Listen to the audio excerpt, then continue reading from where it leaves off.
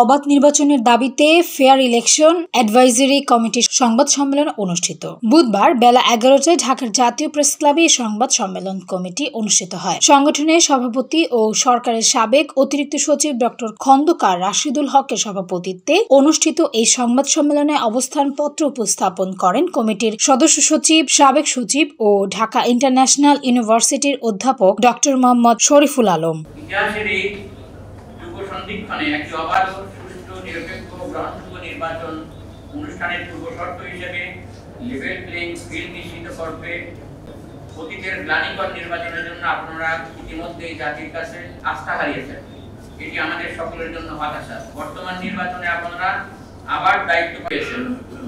আশা করি জাতীয় স্বার্থ, আকাঙ্ক্ষা ও প্রত্যাশা বিবেচনায় নিয়ে সর্বোচ্চ সততা, নিরপেক্ষতা ও দায়িত্বশীলতার সাথে নির্বাচনী দায়িত্ব পালন করবেন। বাংলাদেশ সিভিল সার্ভিসের অবসরপ্রাপ্ত কর্মকর্তাদের নিয়ে গঠিত এই কমিটি দীর্ঘদিন ধরে নির্বাচন পর্যবেক্ষণ করে আসছে। অতীতের নির্বাচনগুলোর অভিজ্ঞতা বিশ্লেষণ করে তারা এবারের জাতীয় নির্বাচনের জন্য বিশেষ সুপারিশমালা তৈরি করেছে। অবস্থানপত্রে ডক্টর মোহাম্মদ শরীফুল আলম স্পষ্টভাবে বলেন, 2014, 2018 ও 2024 টানা 3টি নির্বাচন জাতির কাছে গ্রহণযোগ্য হয়নি। তাই এখন জনগণ একটি সত্যিকারের সুষ্ঠু ও নিরপেক্ষ নির্বাচনের অপেক্ষায়। প্রধান উপদেষ্টা ইতোমধ্যে স্বচ্ছ নির্বাচনের প্রতিশ্রুতি দিয়েছেন, আর এই প্রতিশ্রুতি বাস্তবে রূপ দিতে নির্বাচন কমিশন ও মাঠ প্রশাসনের সর্বোচ্চ সততা, নৈতিকতা ও পেশাদারিত্ব অপরিহার্য। অবাধ ও গ্রহণযোগ্য নির্বাচন নিশ্চিত করতে 5 দফা অগ্রাধিকার সুপারিশ করেন। 1. সব ভোট কেন্দ্রে সিসিটিভি ক্যামেরা স্থাপন। 2. আইন শৃঙ্খলা বাহিনীর সদস্যদের বডি ক্যাম বাধ্যতামূলক করা। 3. মাঠ প্রশাসনের কর্মকর্তাদের লটারি ভিত্তিক বদলি। 4.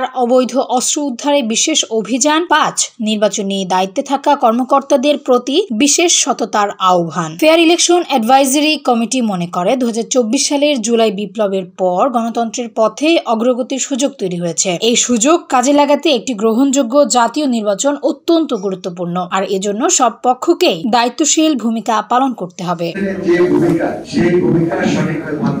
আমরা যেমন আমাদের অঙ্গন থেকে আমাদের দায়িত্ব পালন করবো, আমাদের সাংবাদিক বন্ধুরা, ভাইরা যারা আছে তারাও একটা সঠিক নির্বাচনের অনুষ্ঠানের জন্য যা কিছু করার দরকার সেটা তারা করবেন বলে আমরা প্রত্যাশা করি।